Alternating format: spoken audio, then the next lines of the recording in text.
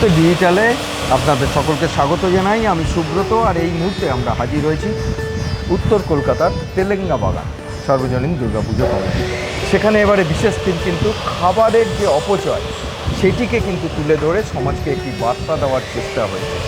আর এই মুহূর্তে আমাদের সঙ্গে কিন্তু সামনে হাজির রয়েছেন পৃথ্বীশ রায়, যিনি এখানকার মূল ভাবনা, তার সহকারী শিল্পী। আপনাকে এই মুহূর্তে স্বাগত জানাই। আমরা জানতে চাই যে হঠাৎ এরকম একটি ভাবনা চিন্তা কেন আনেন? দেখুন, ভাবনা চিন্তাটা যে পরিমলদার অনেক ছোটোবেলাকার। উনি তো যে কুমারটুলির যে এরিয়াগুলো আছে ওখানে যে বড় হয়েছে, এই যে অনেক যে ক্ষুধার্ত মানুষ, ওনাদের যে, আর আমাদের যারাই একটুখানি আপার মিডল ক্লাস, তাদের কাছে যে অসম্ভব বেশি খাবার, সেই খাবারটা যে একটা মানুষের মুখে না তুলে দিই আমরা, যে মানে কিছু না ভেবে সেগুলোকে রাস্তায় ফেলে দিই, সেইখান থেকেই যে ভাবনার যে শুরু।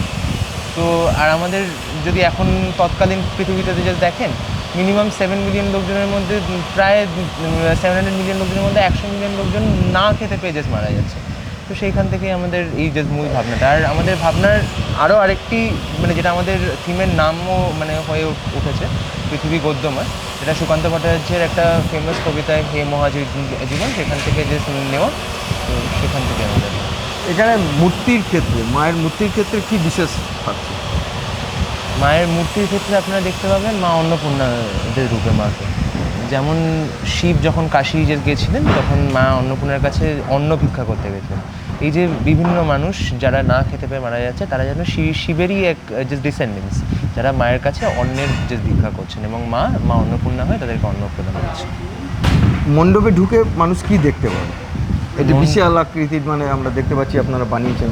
মণ্ডপে ঢুকে মানুষ অনেক ধরনের বিভিন্ন খাদ্য এবং খাদ্য রিলেটেড যে জিনিসপত্র, তার অপচয় মানে কিভাবে আমরা করছি, এবং তার অপচয়ের জন্য যে মানুষগুলো অ্যাফেক্টেড হচ্ছে, তারা কি বলতে চান, তাদের ভাষা, সেই জিনিসটাই আমাদের মণ্ডপের মধ্যে যে তুলে দেবো। যদি আমরা দেখতে পাই, আপনার এখানে একটা বিশাল বড় উনুন দেখতে পাবেন, যার মধ্যে মানে সেই উনুনটার মধ্যে মানে ওরকমভাবে বলতে গেলে মানুষের যে ভাবনা, ফিলিং, সেই ফিলিংগুলোকে যেন আমরা গ্রিল করে করে করে করে আস্তে আস্তে করছি। আমাদের সব কটা যে দেওয়ালে পূর্ণিমা চাঁদ যেন ঝলসানো নদী, ক্রাই ফর হাঙ্গার, এই যে বিভিন্ন স্লোগানস আমরা দেওয়ালের মধ্যে যে দিয়ে রেখেছি, সেই জিনিসগুলো থ্রু আমরা মানুষের ক্রাইসগুলোকে যে ফোটানোর চেষ্টা করছি।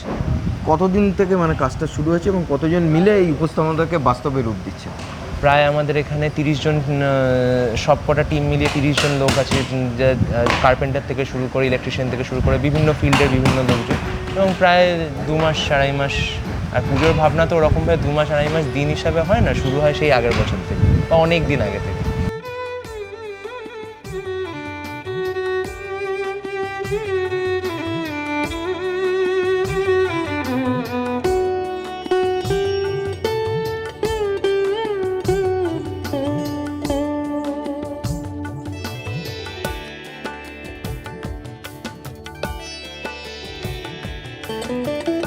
তেলেঙ্গা বাগানের পুজো মণ্ডপে হাজির হলে মা দুর্গাকে দেখা যাবে মা অন্নপূর্ণা রূপে।